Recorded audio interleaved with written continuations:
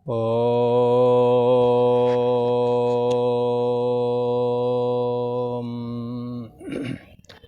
ओम गुरु ब्रह्मा गुरु विष्णु गुरुदेव महेश्वरा गुरु साक्षात् परम ब्रह्म तस्मै श्री गुरुवे नमः। ओम सद्गुरुदेवाय नमः। योगेश्वर श्री कृष्ण भगवान की जय। ऐं सरस्वत्यै नमः। पूर्व का प्रसंग चल रहा था, श्रद्धावान लभते ज्ञानम तत्परा संयतेन्द्रिया ज्ञानम लब्ध्वा पराम शांति मच्चिरेणादि गच्छति। भगवान श्री कृष्ण कहते हैं कि ज्ञान प्राप्त करने के लिए कैसा होना चाहिए, तो उसके लिए कहा एक तो वो जितेंद्रिय होना चाहिए। मन विषयों में ना जाए और इंद्रियां भी विषयों में ना जाएं, ऐसा होना चाहिए। मन कंट्रोल में हो और इंद्रियां भी कंट्रोल में हों। दूसरा ये तत्पर हो, अपने साधना के परायण हो। आलस्य करके या और किसी बात को लेकर के अपने काम को छोड़ना ना चाहिए। साधनात्मक अपने कार्य का संपादन करते रहना चाहिए। ऐसा करने से क्या है कि साधना में रुकावट नहीं आती है। और एक तो जितेंद्रिय होना चाहिए, साधन परायण होना चाहिए। साधन परायण का मतलब है कि आप साधना को निरंतर करें। कर्मयोग की साधना आसक्ति और फल की इच्छा से रहित हो करके समस्त कर्मों को नित्य निरंतर करने में लगे रहें। और संयतेन्द्रियः तत्परः और श्रद्धावान, गुरुओं के प्रति शास्त्रों के प्रति हमारी श्रद्धा रहनी चाहिए। क्योंकि शुरुआत दौरान में यदि हम श्रद्धा नहीं करेंगे तो फिर कैसे आप साधना के रास्ते में आगे चलेंगे। जीवन का कोई पहलू ऐसा नहीं है जहाँ पर श्रद्धा की आवश्यकता ना हो। जैसे आपसे पूछा जाए कि आपके माता पिता कौन हैं, या कहें आपके पिता कौन हैं, तो आप तो जानते नहीं। माता ने जो कहा उस पर विश्वास किया। तो विश्वास जो है फलदायकम कहा गया है। माँ कभी झूठ बोल नहीं सकती, ऐसा मन में सभी के दृढ़ है। माँ ने जिसको कहा ये तुम्हारे पिता हैं, उसी को जीवन भर माना। खैर, इसी प्रकार से जिसकी गोद में खेले उसी को माँ बोल दिया।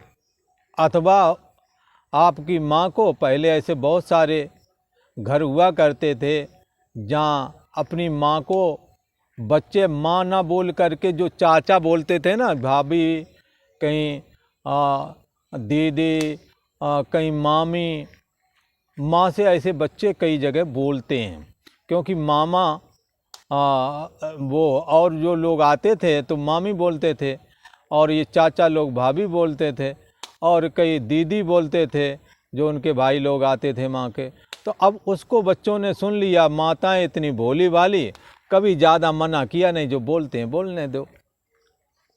तो इस तरह से आप माँ को भी माँ बोलना है, ये बात आप नहीं जानते, दूसरों की सुनी हुई जानते हैं। या माँ ने बता दिया हो बेटा मुझे मम्मी बोलो, तो यहाँ पर भी बालक को श्रद्धा करना पड़ेगा। यह जिसका देख ले उसके अनुसार चेष्टा करे। अध्यात्म के मार्ग में भी बंधुओं हमें श्रद्धा रखनी पड़ेगी। शुरुआती दौरान आप शास्त्र पर श्रद्धा करें। आपके वेद, आपके शास्त्र, आपकी गीता, आपकी भागवत, आपकी रामायण, ये यथार्थ कहती है, इसमें कोई झूठ नहीं है। आप इसके बताए हुए रास्ते पर चलें, इस पर श्रद्धा रखें, बाद में आपको वैसा ही जीवन मिलेगा। हाँ, अंदर में जैसा आप करते हैं अंदर में वैसा ही दिखेगा, यदि आप शास्त्र के अनुसार चलेंगे। खैर, यहाँ कहते हैं कि ज्ञान का पात्र कौन है? तो ज्ञान का पात्र वो है, गीता के ज्ञान का पात्र वो है जो संयमित है, मन और इंद्रियों का निग्रह किए हुए है, जो अपनी साधना में तत्पर रहता है, लगा रहता है, छोड़ता नहीं है।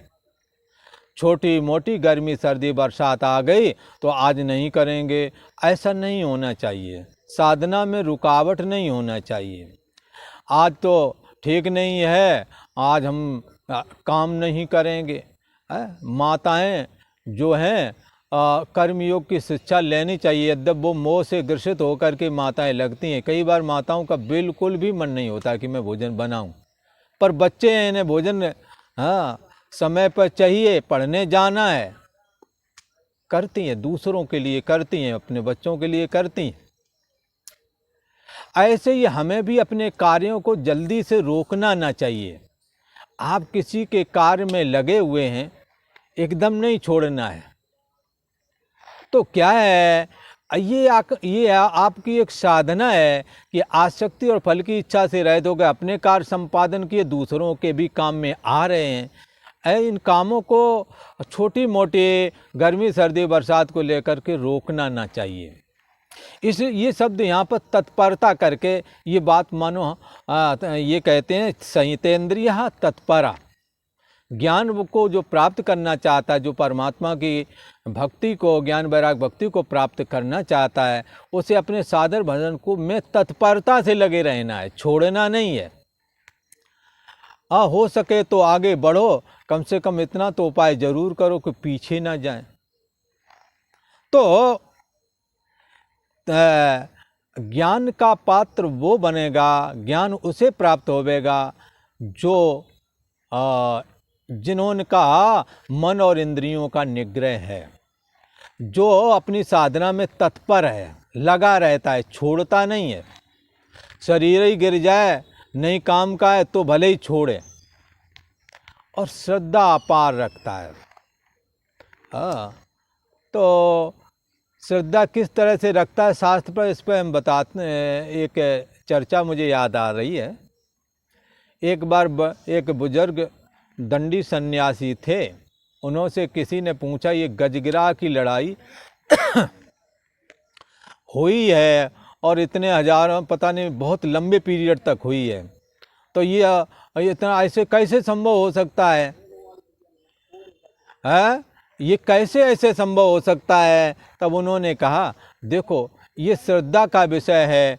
जो सतोगुणी होते हैं, अब वो श्रद्धा रखते हैं, और मैं इस बात पर श्रद्धा रखता हूँ। श्रद्धा की वजह से मेरे को ये लगता है ये सत्य बात है। तो अभी हमारी विवेक की आंखें इतनी नहीं देखती कि हम शास्त्र के गूढ़ रहस्य को समझ सकें, तो फिर क्या करें? हमने क्या करना है? हमने श्रद्धा करके चलना है, विश्वास करके चलना है। सत्य वेद गुरु वाक्य हैं। गुरु जो कह रहे हैं, गुरु जी जो बोल रहे हैं, गीता के माध्यम से बोल रहे हैं, भागवत के माध्यम से बोल रहे हैं, रामायण के माध्यम से बोल रहे हैं, वेदों के माध्यम से, शास्त्रों के माध्यम से बोल रहे हैं, ये सत्य ही है। जो हो ऐसा विश्वास लेके हमें चलना है, तो वो ज्ञान का पात्र बन जाएगा, उसे ज्ञान की प्राप्ति होवेगी, ऐसा कहा। पर किसी ने कहा, महाराज ये तो ज्ञान की प्राप्ति जिसको होगी उसकी तो बात तुमने बताई, पर वो लोग कौन है जिन्हें ज्ञान की प्राप्ति नहीं होती है? ऐसा कौन सा दुर्गुण होता है कि जिसकी वजह से जो इनसे जो अदर लोग हैं, जो अलग लोग हैं, उनको ज्ञान नहीं प्राप्त होता है, तो वो ज्ञान नहीं प्राप्त होने के पीछे क्या कारण हो सकता है? ऐसी शंका करने पर कहते हैं, भगवान श्री कृष्ण चौथे अध्याय का ये 40वां श्लोक बोलते हैं। भगवान श्री कृष्ण कहते हैं, हे अर्जुन, अज्ञश्चाश्रद्धानश्च संशयात्मा विनश्यति, नायं लोकोऽस्ति न परो न सुखम संशयात्मनः। अज्ञश्चाश्रद्धानश्च संशयात्मा विनश्यति। कहते हैं अज्ञः विवेकहीन, अज्ञानी को ज्ञान नहीं होता भला, और अश्रद्धालु को, जो श्रद्धा नहीं करता, उसे भी ज्ञान नहीं होता, और जो संशय करता है उसे ज्ञान नहीं होता है। ये 3 प्रकार के लोग बताए जिन्हें ज्ञान की प्राप्ति नहीं हो पाती। उसमें कारण क्या है? उसमें कारण है ये 3 हेतु हैं जिनकी वजह से वो बोध को प्राप्त नहीं हो पाते। तो किसी ने कहा अज्ञानी किसे कहते हैं? अज्ञश्चा अश्रद्धानः। अज्ञानी है, माने नहीं ज्ञान में, जो ज्ञान को नहीं जानता, अर्थात जिसकी बुद्धि विवेक परक नहीं है। जैसे जो समझदार लोग होते हैं वो मादक पदार्थों से बचते हैं, और ना समझ लोग कूद के पड़ते हैं। जिससे नुकसान होता है उसको क्यों सेवन करना, उससे बचना चाहिए। तो ये बात, ये ऐसा वो क्यों नहीं कर पाते हैं? तो इसके लिए कहते हैं अज्ञः, उनकी बुद्धि में विवेक नहीं है।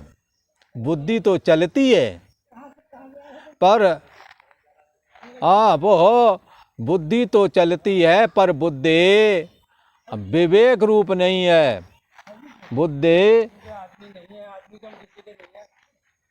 बुद्धि विवेक रूप नहीं है। इस वजह से वो जो है इस विषय का चिंतन नहीं करते। जो विवेकशील पुरुष हैं वो इस तरह का विचार करते हैं कि इससे हमारा क्या लाभ है। एक तो धन का नुकसान और शरीर का नुकसान, इसलिए वो ऐसा विचार करके उससे बचते हैं। तो विवेकशील पुरुष, ये तो बाहर की बात है, पर विवेकशील पुरुष जो होता है उसके अंदर वैराग जन्मता है। ये भोग कब तक ये करते रहेंगे और कब तक ये शरीर रहेगा, ऐसा विचारता है। अज्ञश्चाश्रद्धानश्च संशयात्मा विनश्यति। एक बात और भी है कि अज्ञानी आदमी इसलिए है क्योंकि उसे किसी ने बताया नहीं कुछ। ये गलत है, ये नहीं करना चाहिए, ऐसा उन्हें ज्ञान नहीं। क्यों नहीं ज्ञान है? क्योंकि ये कोई बात उन्हें बताए नहीं। कई बार भोले वाले सीधे साधे लोग यहाँ आते हैं, कहते हैं महाराज मेरे को पता ही नहीं था कि ऐसे यहाँ साधु संत रहते हैं, ऐसे साधन भजन होता है, ये सब मेरे को पता ही नहीं था, मैंने जीवन में कभी देखा ही नहीं। तो अज्ञानी जो है जानता नहीं, यदि उसे जता दिया जाए, उसे बताया जाए तो वो जान जाता है। 3 लोग बताए ना कि कुछ को ज्ञान नहीं होता, तो एक को अज्ञानी को नहीं होता, वो बेचारा जानता भर नहीं है। जब उसे बता देंगे कि ये सही है, ये गलत है, इस रास्ते पर चलना, इस रास्ते में नहीं चलना। जैसे बालक अज्ञानी होता है, माता उससे कहती है बेटा उधर नहीं जाना, तो वो उधर नहीं जाता क्योंकि उसे पता नहीं था, इसलिए गया था। जब उसे बता दिया नहीं जाना तो नहीं गया। ऐसे ही अज्ञानी आदमी को ये पता नहीं कि तुम्हारा जीवन का प्रयोजन परमात्मा की प्राप्ति है। घर गृहस्थी का तो संचालन करो, साथ में परमात्मा का भी भजन करो। परमात्मा के भजन करने के लिए ही मनुष्य शरीर मिला है। पुराने कर्मों को भोगना है, नए कर्म ऐसे बनाना है ताकि आगे से हमें दुख तकलीफ ना आवे। जब उसे ये ज्ञान होता है तो वो अपना रास्ता बदल देता है। उदाहरण के लिए मुझे एक याद आता है, एक चोरी करते थे, पर ये चोरी अपराध है ये उन्हें नहीं पता था, ये उनको गहराई में नहीं था। पर एक दिन किसी ने बताया ये चोरी करना पाप है, और संयोग से वो पकड़ भी गए। इसे चोरी चारी आपको ना करना चाहिए, और वो पकड़ गए, थाने गए तो उन्होंने फिर जो बंद कर दिए गए तो लोगों ने, जो गांव के लोग थे और लोग थे मोहल्ले के, वो जाकर मिलने गए। तो उन्होंने कहा कि अब की बार मुझे छुड़वा लो, आगे से मैं कभी चोरी ना करूँगा। और उन्होंने जब ये बताया, जब प्रतिज्ञा ली, फिर जीवन में कभी चोरी की ही नहीं। तो अज्ञानी का इलाज है, उसे जब ये मालूम पड़ेगा कि चोरी नहीं करना चाहिए तो वो नहीं ही करेगा। तो दूसरा है अज्ञश्चा अश्रद्धाना, और एक अश्रद्धालु है, श्रद्धा नहीं करता। बोले इससे क्या होवेगा, एक कहते थे सुंदरकांड पाठ करने से क्या होवेगा, अरे उसमें हनुमान जी का वर्णन है, शनि शांत हो जाएगा है? तो अब क्या है कि अब ये बात बता दी तो भी श्रद्धा नहीं करता है। और पीपल के नीचे दिया जलाना है, अब बोले इससे क्या होवेगा, हर बात में इससे क्या होगा। बाकी बहुत सारे काम ऐसे हैं जिन पर श्रद्धा नहीं कर, उन पर है उसकी, गलत कार्यों को बगैर बताए करता है, पर इन कार्यों को बहुत सारा वो कहने के बाद में भी वो श्रद्धा नहीं करता। तो इस करके अज्ञश्चा श्रद्धानानश्च संशयात्मा विनश्यति। अश्रद्धालु को, ये जो पहले वाला था अज्ञानी, उसका तो कोई ज़्यादा मामला नहीं था, उसे मालूम नहीं था, जैसे बालक को मालूम नहीं, बता दिया वो गलती नहीं करता। पर अश्रद्धालु ज़्यादा कठिन बीमारी वाला है ये है, इसको ये श्रद्धा नहीं करता, जानता है पर श्रद्धा नहीं करता है। अरे भाई, जो हमारे से छोटी हैं वो बेटियां हैं, जो बराबर की है वो बहनें हैं, इसलिए दूसरों की ओर हमें गलत दृष्टि से नहीं देखना।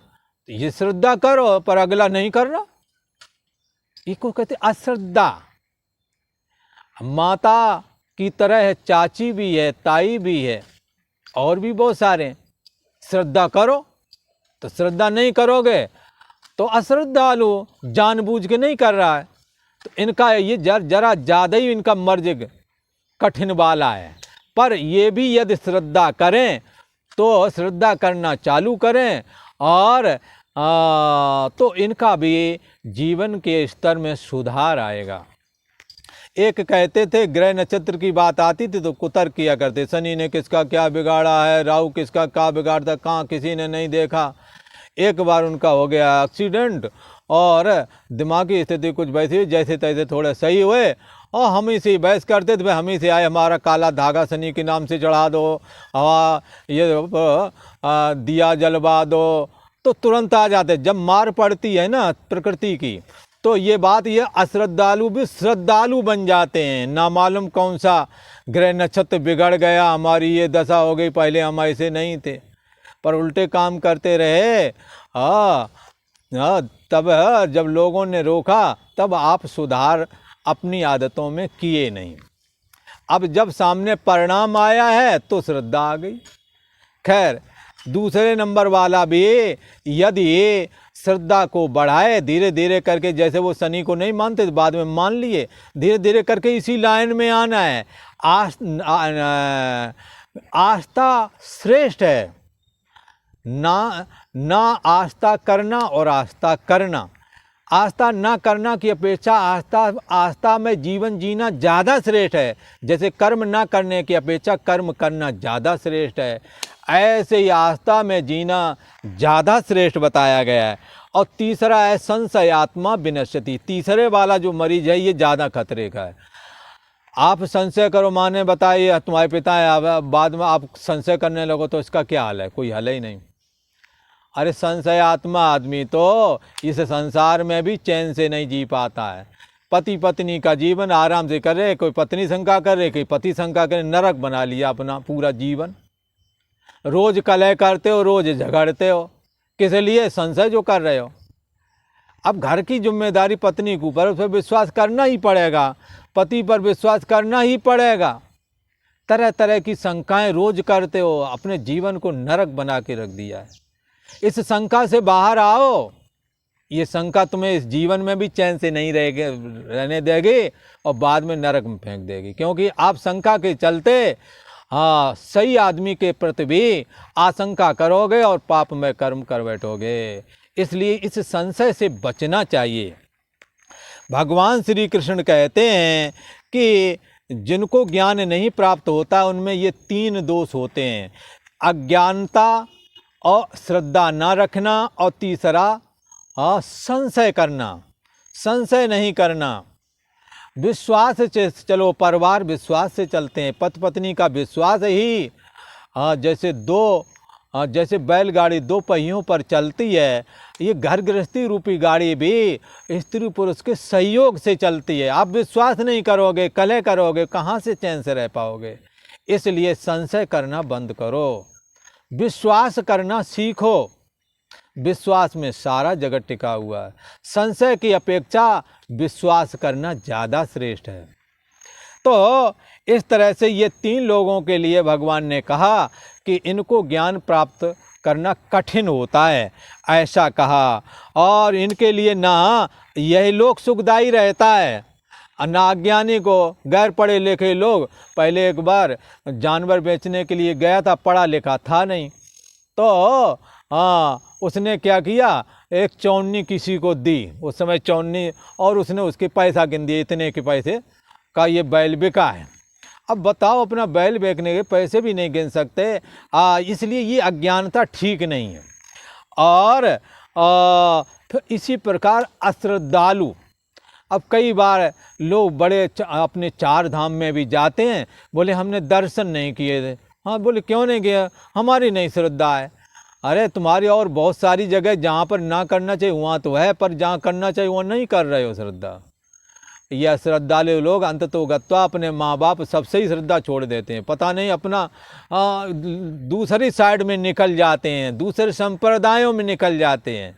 इसलिए इससे बचना चाहिए, संशय से बचना चाहिए। भगवान श्री कृष्ण कहते हैं इन तीनों के लिए ना यह लोक सुखदायी है, यही लोक में नरक बना रखा है, यही दुखी है, तो वहाँ कैसे सुखी रहेंगे, परलोक में इन्हें कैसे सुख प्राप्त होगा। जब यह लोक इनके लिए सुखदायी नहीं, तो परलोक अर्थात आगे स्वर्ग आदि लोक इन्हें कैसे मिलेंगे, नहीं मिल सकते। इसलिए हमने इन तीनों दोषों से अपने को हटा लेना चाहिए। भगवान श्री कृष्ण कहते हैं अज्ञश्चा श्रद्धानश्च, अज्ञश्चा श्रद्धानश्च संशयात्मा विनश्यति, नायं लोकोऽस्ति न परो न सुखम संशयात्मनः। विवेकहीन और श्रद्धा रहित संशय युक्त मनुष्य परमार्थ से अवश्य भ्रष्ट हो जाता है, परमात्मा प्राप्ति को परमात्मा की प्राप्ति नहीं कर पाता। और ये संशय युक्त मनुष्य के लिए संशय वाला ज़्यादा खतरे बताया। आप घर गृहस्थी के जीवन में भी सुखी रहना चाहते हो तो बंधुओं संशय नहीं करना, आप विश्वास करना सीखें। संशय युक्त मनुष्य के लिए तो यह मनुष्य लोक भी सुखदायी नहीं है, तो परलोक कैसे सुखदायी होवेगा। ना यह लोक सुख है, ना इस लोक में उसे सुख मिलता है, ना ही परलोक में मिलता है। आज इतना ही। ओम शांति शांति शांति।